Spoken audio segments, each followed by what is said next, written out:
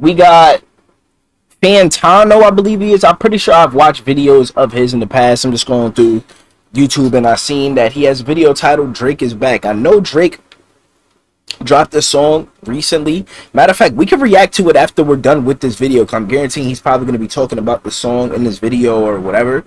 But he got the video titled Drake is Back. My son got 290k views in the last day. Before we get into the video, don't forget to like, comment, and subscribe. Comment some videos y'all want me to react to down below. Y'all see the socials up there, especially the IG. Made a new IG. I'm trying to get my IG back up. You feel me? We on that. We streaming every week on Twitch Monday through Thursday. Y'all should tune in. We gonna be streaming anytime really between 5 and 9 o'clock during the week. So yeah, let's get into it. It's track reviews. The boy is back like he never left. Hi everyone, Anthony Fantano here, internet's busiest music nerd, and it's time for a track review. We have a new song, new single, hot off of the Canadian presses this past 4th of July weekend. A new one from Drizzy Drake. He has been gearing up lately for a new album cycle, this forthcoming Iceman record that there's been a lot of talk about, a lot of anticipation for. And while I am curious about what's on the album, and for the most part I am looking forward to potentially hearing Drake reset things on this new album, I'm not really personally buying into the active amnesia everybody is putting themselves in prior to this record's release. Like, the Drake stans are freaking out over the anticipation for this album, as if this man has just been missing from the planet Earth for the past year and a half. And while I understand it may sort of feel that way in some capacity, given that Drake really did kind of take it to the chin, it did not feel that way at all. Like, I don't understand how it could even feel that way, because Drake has never not been in the media, even after the whole Kendrick beef and everything. Like, he was still around. He was still posting. He was still dropping music. You feel me? He had the whole collab track with P&D. He dropped, I forget what he dropped some sexy songs for you. Like, he's been dropping. Like, he's never stopped dropping. In the midst of the beef he had with Kendrick Lamar, last year at this point. In fact, Kendrick dropped the video for Not Like Us on July 4th in 2024, which is when Drake dropped this track. I mean, July 5th? Either way, seems like Drake is celebrating, the anniversary. Okay, look, the point I'm ultimately trying to make is that in the wake of this beef, Drake has been very active, much more active than maybe you think an artist would be after taking such an L. His stream numbers have... But that's exactly what artists should do. You're not supposed to lose a beef or take a beef and then just disappear, because then now you really lost. What's not losing is being able to continue after that. You still dropping, you still doing your numbers, and you still pulling the whatever you gotta pull and shit. That's what's really peak, if we really being honest. Continued to be impressive. He has very much been out here repeatedly trying to devise ways to get people to sort of like just shift their focus off of the Kendrick feud. The Party Next Door record was really an effective way for him to kind of dip his toes back into putting out albums once again. He got some hits off that record, like Nokia, most notably. That song's been doing really well. I like that song myself. Best track on the album by far. And now Drake is hitting us with this new song titled What Did I Miss? I don't know, man. Nothing? You haven't been gone. You've been here the entire time. You've been quite... for real. He really, he's been dropping pretty consistently, too. That's the thing. Active. I don't know. Maybe that's the point of the track. Maybe it's an ironic question. Maybe it's rhetorical. I guess we're going to find out. Let's give this new single a listen and see what Drake is missing.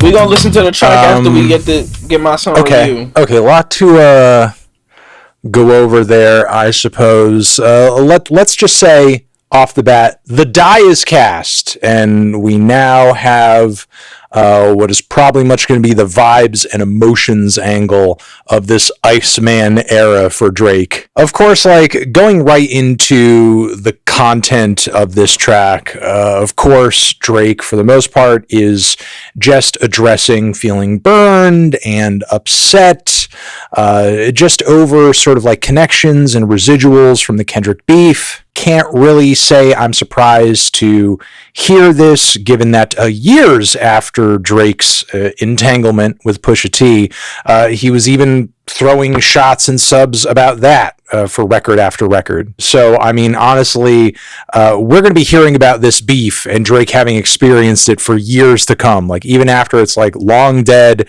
irrelevant, nobody's thinking about it anymore, nobody's talking about it anymore. But the thing about it is, like, this beef is different than I think, like, a lot of past beef. Like, people still, to this day, talk about Pac and Biggie's beef. You feel me? But like that beef was a lot different than this one because nobody went to that beef and was like, oh yeah, like, you know, nobody. I feel like, you know, that beef was pretty, you know, I wasn't there. I don't know 100%, but I feel like that little beef was kind of at a standstill, you know? Like, but nobody won. This beef, Drake lost. And because Drake lost, this Drake loss kind of rejuvenized Kendrick's career in a sense. So of course it's so linked now into who Kendrick and Drake is. There's no way we can't talk about this beef from years and years to come. It's impossible. It's literally impossible. Drake's going to be the one guy still talking about it. Though, I mean, with it being still fresh and this being his first solo outing since then, I don't think Drake's gonna be I do sort of, you know, get that he's doing it here, but like on the lead single, and especially on a track that doesn't even really have a significant or interesting hook to speak of. Like, I'm sorry, people talk up Drake as this genius of pop rap and, you know, R&B fusions and so on and so forth. And look, I mean, I definitely get why that is when we're talking about the classics, the hits, the great, amazing songs he's dropped over the years, especially early on in his career. But again, you know, we had another massive one with Nokia 2, no denying that. But I'm just so tired of tracks like this that he seemingly drops more often than not. Give me a hug was fire. He doesn't really have much of a refrain or a chorus to speak of other than let's go, let's go, let's go, let's go, let's go, let's go, let's go. Okay. Go where? Okay. We're not going anywhere. This track's going nowhere. But I mean, the hook isn't really the reason to talk about this track. I will say this, the flows outside of those silly little let's go repetitions are pretty solid. I like the trap beat on this track. Those big, massive, epic, gargantuan synth chords really give the song a grandiosity. Drake's delivery is as confident as ever, and he's just basically feeling very upset over the fact that post this beef, post this feud, he had people in his life who essentially he loved, he cared about, were close to him, but were willing in his mind to cross lines and still be friends. Asking me how did it feel? Can't say it didn't surprise me. Last time I looked to my right, niggas were standing beside me. How can some people I love hang around pussies who try me? Let's go, let's go, let's go. I never heard the song before, so I'm just kind of making up a flow in my head. I saw bro want to pop out with them, but been dick riding gang since headlines. It feels like nobody's there until you start giving out two tones, and nobody cares until they in front of your tombstone. With Kendrick or associate with him, leaving Drake feeling just hurt and upset. Like, oh man, how could these guys do this to me? Oh no. And look, I can already hear the Drake hive, like just basically through osmosis, soaking this narrative into their minds as 110% truth and just accepting this as their reality now. When it wasn't that long ago, prior to this beef, that Drake was, once again on his like no friend shit. I'm not close to anybody. I'm lonely. I'm isolated in the world. Like, nobody really knows me like that. I'm an island. How many times have we heard? He's reviewing the latest Drake song that he dropped. So I was interested because I didn't hear that last Drake song. I heard like maybe like a snippet on Instagram. So I watched it. So I was like, you know what? Let me get his insight on it. Because I've watched this dude's music breakdowns in the past, like, you know, few years, and I've enjoyed his content. So, you know, it popped up in, I think, the trending on YouTube. So I decided to watch it. Drake utter narratives such as this, only for him to turn around and say, actually, now I had lots of friends, and I'm upset that they're associating with the guy who destroyed my good name. I mean, from my perspective, having heard Drake drop a lot of tracks just like that, you would think he'd be spitting something along the lines of, well, I didn't like any of those guys anyway. So the fact that they're teamed up with this dude who, you know, is my arch rival, it is whatever, I guess. And it's just annoying to continue to hear Drake push this idea that he's God's gift to rap and the world, and he just feels owed something for existing, saying like, oh man, what about all the stuff that I did? What did I miss when I was looking at y'all and cooking with y'all and giving out verses and bookings to y'all? Making sure wires were hit, man. What did I miss when you was all in my crib looking at hoes? For these guys, they should all be nice to me and like me, no matter how unlikable I become and how much I may beef with any of them. It's just so annoying continuing to hear this man go on and on and on, like, oh, you should love me and adore me and do whatever I want and just heap all the praise on me at all times. I'm Drake, the Jesus Christ of rap, and I did all these amazing things for all of you out of the goodness of my heart. And it had nothing to do with my own success and my own fame and my own visibility in the music industry and the rap industry. Every feature and endorsement or collaboration or crossover I ever did at any point was me doing a favor to you, which is just such a gross, annoying, elitist way to look at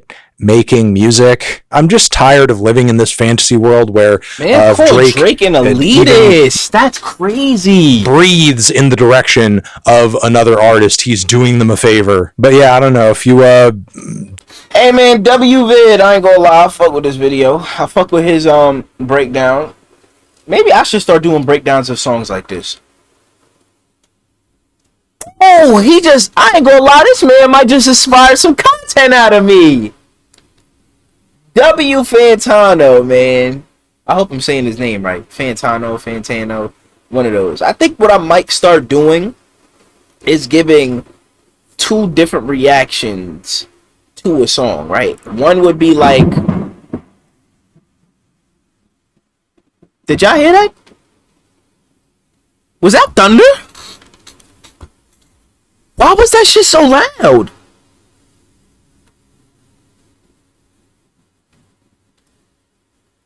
Yo, oh, it's thunderstorming right now. Yo, Yonkers is on flood watch. That's crazy. Hold on, let me end this video. I'm actually about to start doing. Matter of fact, whoa. Before I even say that, hope y'all enjoyed the video, man. Sway. Yeah. Yo, wait, hold on. I'm don't know if that thunder just threw me.